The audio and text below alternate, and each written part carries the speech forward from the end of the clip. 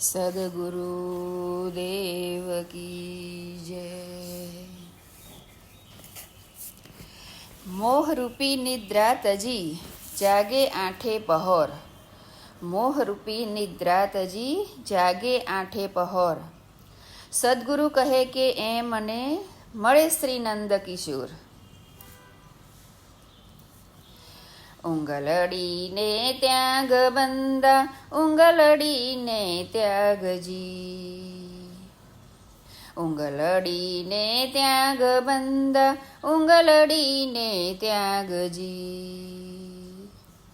રાત વીતીને દિન ઉગ્યો હવે તું તો જાગ બંદા ઉંગલડીને ત્યાગજી. રાત વીતીને દિન ઉગ્યો હવે તું તો જાગ બંદા ઉંગલડીને ત્યાગજી. ઉંગલડીને ત્યાગ બંદા ઉંગલડીને ત્યાગજી. પાંચ વિષય પર હરી તું પાપ બુદ્ધિને ત્યાગજી. પાંચ વિષય પર હરી તું પાપ બુદ્ધિને ત્યાગજી. ક્ષમા કેરું ખડગ લઈને માર તું અહમ નાગ બંદા ઉંગલડીને ત્યાગજી. ઉંગલડીને ત્યાગ બંદા ઉંગલડીને ત્યાગજી. મગો માનવ જન્મ મળ્યો પુણ્ય તારું અથાગજી. મગો માનવ જન્મ મળ્યો પુણ્ય તારું અથાગજી. હરિ ચરણે ચિત જોડી મગુ મહાપદ માગ બંદા ઉંગલડીને ત્યાગજી. હરિ ચરણે ચિત જોડી મગુ મહાપદ માગ બંદા ઉંગલડીને ત્યાગજી. ઉંગલડીને ત્યાગ બંદા ઉંગલડીને ત્યાગજી. જાગશે તે જીવશે ભાઈ બીજા બળશે આગજી. જાગશે તે જીવશે ભાઈ બીજા બળશે આગજી. કહે સદગુરુ ભજન ધનમાં કોઈનો નહીં ભાગ બંદા ઉંગલડીને ત્યાગજી. કહે સદગુરુ ભજન ધનમાં કોઈનો નહીં ભાગ બંદા ઉંગલડીને ત્યાગજી. ઉંગલડીને ત્યાગ બંદા ઉંગલડીને ત્યાગજી.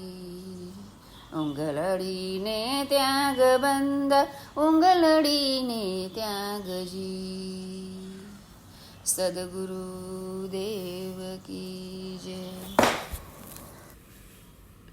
બાપજી આ ભજનની અંદર મોહરૂપી નિદ્રાને તજવાનું કહે છે કે જે કામ ક્રોધ લોભ મોહ અહંકારથી જે વ્યક્તિ પીડિત છે એ લોકોને કહે છે એ બધા ઊંઘેલા છે. ઊંઘેલું એટલે કોણ? વાસ્તવમાં ઊંઘેલું એટલે આપણે અજ્ઞાનરૂપી માયાની અંદર જે ઊંઘેલા છીએ, કે જે સાચું નથી તેને આપણે સાચું માનીને બેસી રહ્યા છીએ એટલે ઊંઘેલા કહ્યા છે બાપજીએ.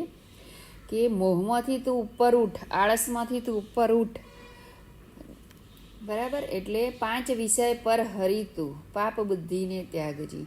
પાંચ વિષયો એટલે પાંચ ઇન્દ્રિયો.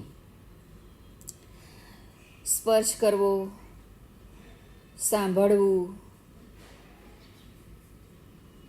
અને બોલવું,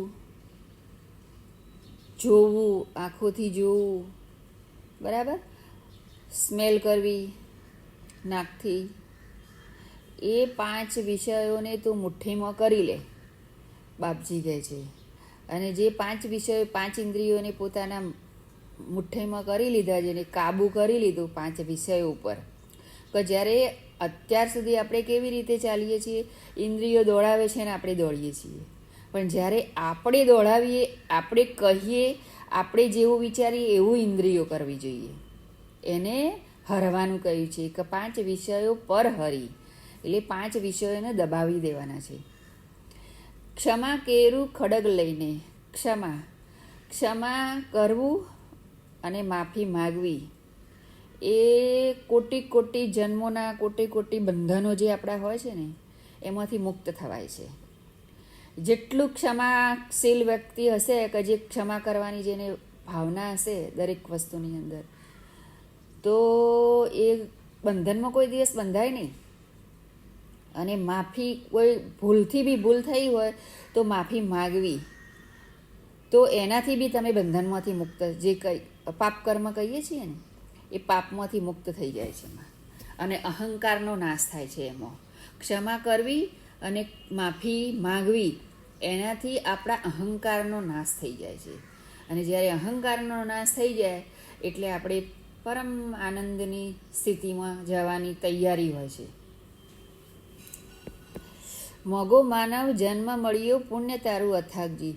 પહેલી તો વસ્તુ એ છે કે જે જન્મ મળે છે આપણને, મનુષ્યનો અવતાર મળે છે જે, એનાથી મોંઘું કોઈ વસ્તુ નથી.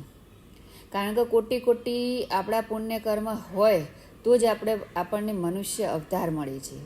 એટલે જે મનુષ્ય અવતાર મળે છે ને એનાથી કોઈ ભાગ્યશાળી મોટું નથી. એટલે અને મનુષ્ય જ પોતે મનુષ્યના જોડે મન હોય છે, એટલે એ પોતે પોતાને જાણી શકે છે.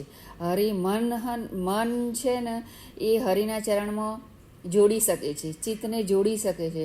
અને જે મોઘું મહાપદ, જે મુક્તિ છે, જે આત્મજ્ઞાન છે, બ્રહ્મજ્ઞાન છે, જે તત્વજ્ઞાન છે, એને પ્રાપ્ત કરવાની શક્તિ ઓનલી ફોર મનુષ્યની અંદર જ હોય છે. જાગશે તે જીવશે ભાઈ, બીજા બધા બળશે. જાગશે તે જીવશે એટલે જીવતા તો બધા જ હોઈએ છીએ અત્યારે, પણ જીવવાનો મતલબ કે વાસ્તવમાં જીવવું એટલે શું? કારણ કે અહીંયા જીવવાવાળા જે લોકો છે એમાં અહીંયા કોઈ નરકમાં બી જીવે છે, કોઈ સ્વર્ગમાં બી જીવે છે, કોઈ બ્રહ્માનંદમાં બી જીવે છે, કોઈ મહરલોકમાં બી જીવે છે, કોઈ તપલોકમાં બી જીવે છે, કોઈ જનલોકમાં બી જીવે છે. બીજા લોક બીજા નથી, અહીંયા જ બધું છે. બ્રહ્મલોક બી અહીંયા છે, સ્વર્ગ બી અહીંયા છે, નર્ક બી અહીંયા છે, પાતાળ લોક બી અહીંયા છે, અને બ્રહ્મલોક બી અહીંયા જ છે, શિવલોક બી અહીંયા જ છે. એટલે તમારી ચેતનાના લેવલના હિસાબે જે જાગી ગયું છે એની ચેતનાનું લેવલ ઉપર ઉઠી ગયું છે, અને એ લોકો વાસ્તવમાં જીવે છે. જે જીવન છે એને વાસ્તવમાં જીવે છે. બ્રહ્માનંદ શું છે? બ્રહ્માનંદની અંદર જીવે છે. બ્રહ્મલોક કેવું? વૈકુંઠ બી અહીંયા છે. બહાર બીજે ક્યાંય નથી, બધું જ અહીંયા છે. સ્વર્ગ, નર્ક, મહારલોક, તપલોક, જનલોક, વૈકુંઠલોક, શિવલોક, જે બી ગણો તે બધું અહીંયા જ છે અને જીવે છે.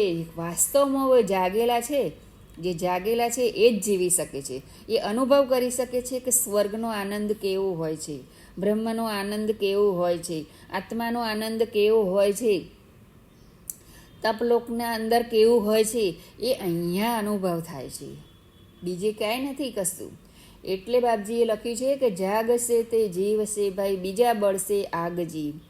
અને જે ઊંઘેલા છે, ઊંઘેલા એટલે કામ, ક્રોધ, લોભ, મોહ, અહંકાર, ઈર્ષા, ઘૃણાથી જે પીડિત છે તે બધા ઊંઘેલા છે.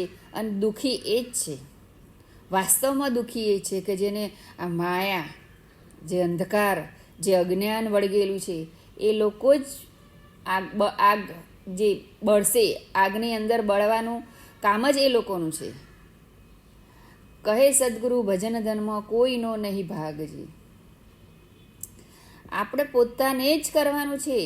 બીજા બધા કરે, આપણે શું કરીએ છીએ? આપણે અહંકારનો પાર નથી હોતો. આપણા બાળકોને લઈને અહંકાર હોય છે, આપણા પતિ પત્નીને લઈને અહંકાર હોય છે, આપણા મા બાપને લઈને અહંકાર હોય છે, આપણા સંબંધોને લઈને અહંકાર હોય છે.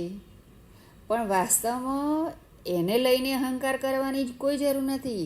તું કેટલા છે, તારા અંદર કેટલી ચેતનાનું લેવલ ઉપર ઉઠેલું છે, તારા અંદર તું જાગેલો છે કે ઊંઘેલો છે એ જોવાનું છે.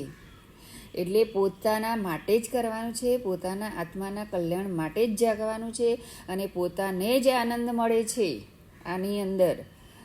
ઘરમાં ભલે બીજા બધા આનંદમાં હોય કે ના હોય, પણ આનંદ તું જે જાગેલું છે તેને જ આનંદ મળશે અને તે જ વાસ્તવમાં જીવે છે અને તે જ સાચું ધન છે. અને ધનને ભોગવવાવાળો પોતે જ છે. જાગે છે બી પોતે અને ઊંઘે છે બી પોતે અને બળે છે બી પોતે અને જે આનંદની પ્રાપ્તિ છે એ બી પોતે જ કરે છે. મનુષ્ય જ પોતે પોતાનો મિત્ર અને પોતે પોતાનો શત્રુ હોય છે.